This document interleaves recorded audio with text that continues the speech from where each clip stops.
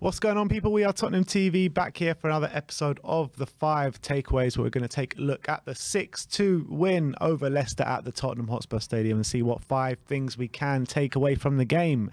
And first up, we're going to look at flattering scoreline.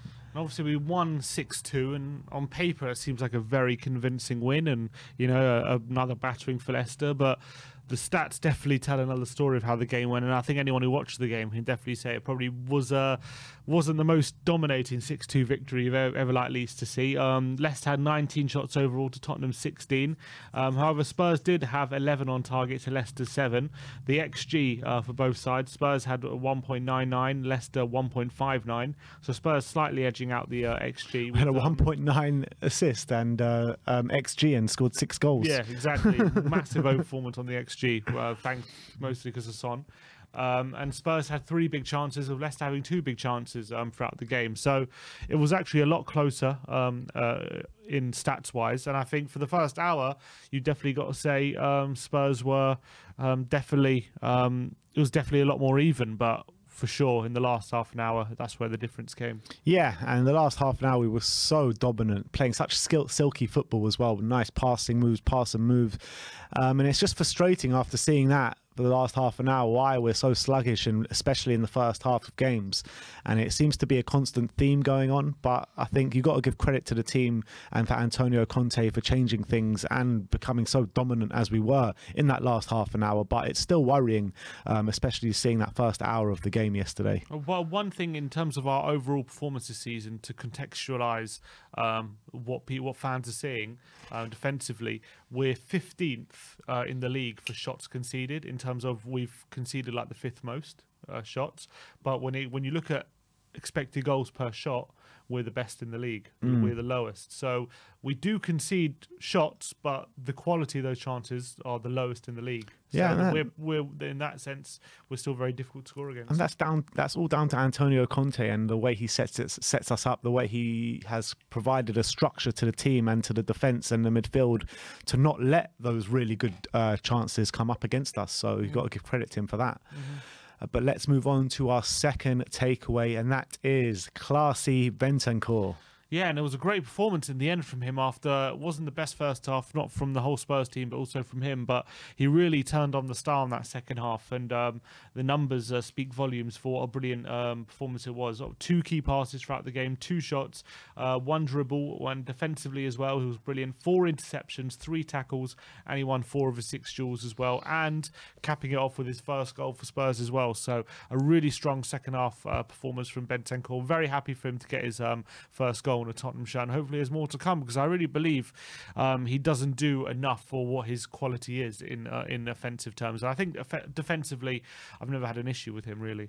And it was a great goal as well, robbing indeed in the middle of the park and bursting through on goal, and with a really nice finish under Danny Ward. But I don't know if you heard what Eric Dyer, was saying about Bentancur after the game yesterday, and it was really high praise he was giving him. And he was saying that when Bentancur plays like that in the second half, it makes the whole team so much better. And he was basically saying when Bentancur plays well, he suspects the whole team plays well, and he makes the team tick from the middle of the park, and the defensive ability that he has and impact that he has on the game is also second to none. So, but the thing is with Bentancur, he's a bit of a hot and cold player. We need to see him put in those performances consistently week after week if he is going to be one of those top players in the Premier League, and he can be. That's the thing. Yeah, I think right now he's like a very good midfielder. He just hasn't gone to that bracket yet where he's truly like world class. But he's under that at the moment. But I think he's got the quality to do it. I wouldn't say very good. I think at the moment I would say he's a good Premier League midfielder. But I think that when he doesn't have a good game, it's usually a stinker, an absolute stinker, and he needs to cut those out of his game, because it happens a bit too often for my liking. What, you think he has stinkers too often? I think, yeah. I think I would say probably he's had about 2 stinkers already this season. Against West Ham, was it? Not against West Ham, he didn't play that game. I can't remember which games it was, but he's had already 2 stinkers this season, I think. Fair enough. I think he's been pretty consistent since he's come to Tottenham, in my opinion, so I don't have too much of a problem with him. The thing is with Bentancur, I mean, he just goes missing a bit too often, I think. Yeah, potentially. I think he's been I mean, the player he is, I think defensively in every game, even when he's not playing well, he's still pretty good. So I think even when he's not playing well, he still provides a good quality to the team, which is why even when Spurs aren't playing well, we're still very difficult to score against. And I think that's, I think he's part of that. I want to see more of him on the ball, sorry, which is what I keep saying. But for me, I think when especially off the ball, I think he's been very consistent at Spurs. Let's move on to the third takeaway, and that is VO impact. Yeah, and we spoke about it early in the season about we're seeing how much of a change from set pieces and especially corners that we're seeing from Gianni VO, and we saw that after a couple of games. All of a sudden, we were getting goals from set pieces, but 2 goals from from corners against Leicester.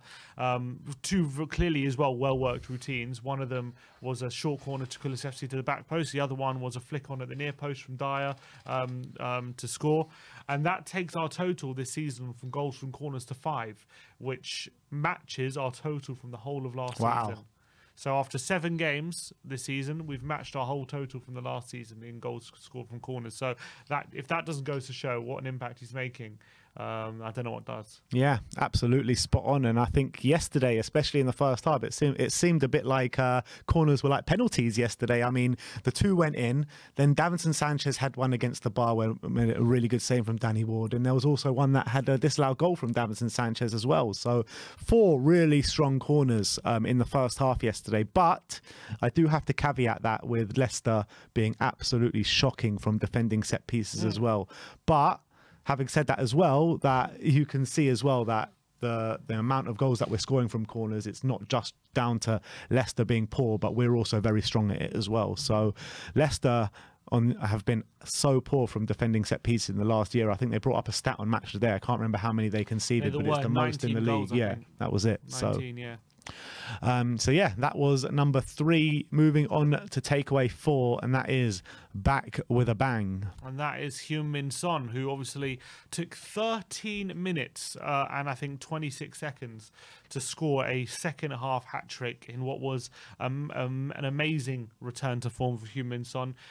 He was only on the pitch for half an hour, but he had 4 shots on target, obviously 2 goals from outside the box as well. His 3 goals came from an XG of 0.43, so massive overperformance from Heung-min Son. And he always, that's what gives him his edge, how good he is at finishing. He always overperforms his XG.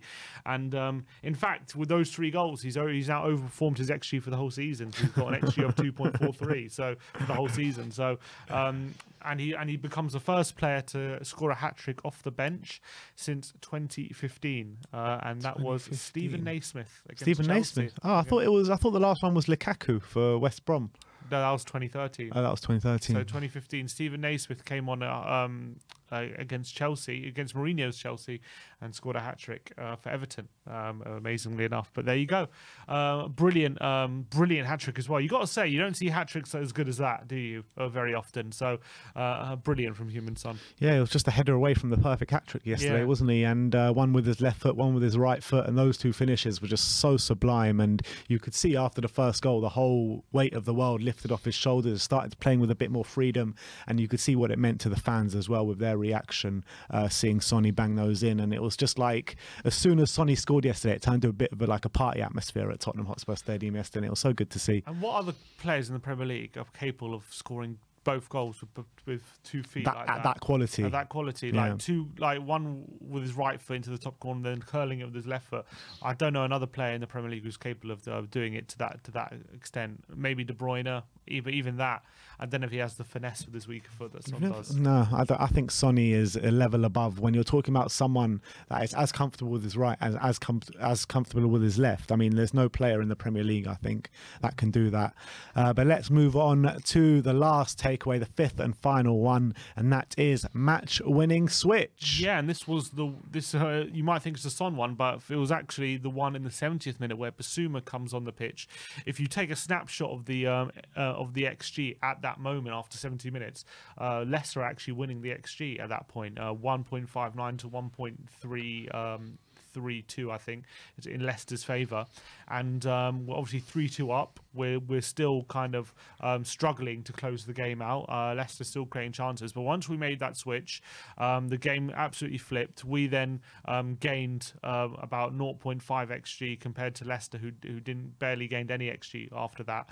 We scored another 3 goals, and we ended up getting a lot of more control in the centre of the park and in the game once that switch got made. And I think that was the switch for me that swung the game in our favour and made sure we took home all 3 points. Yeah, and it's the first time we've seen Bissouma make an impact in a Spurs shirt, which was great to see. And it was on the back of Conte's comments saying that he's not ready tactically and defensively, and that he's suggesting that Skippy is even ahead of him in the pecking order as well. But I think that Bissouma came on yesterday with a bit of a point to prove, and he said to Conte, look, I'm here, I'm ready, and I want to play. So it was great to see from Yves Bissouma. And I think with Bissouma, he's the one where the Spurs fans have been so excited when we actually signed him, and everyone was saying that he's going to be our signing of the season, and he hasn't made an impact just yet. And so we're seeing the foundations of Bissouma coming in and really making impact. So really is great to see. And you would have thought he would have been one of the quickest ones to get into the team, but hasn't happened yet. But Conte said we're going to see a lot more of him after the international break, and I'm really looking forward to that, because I think this guy has potential to add a new element to this team.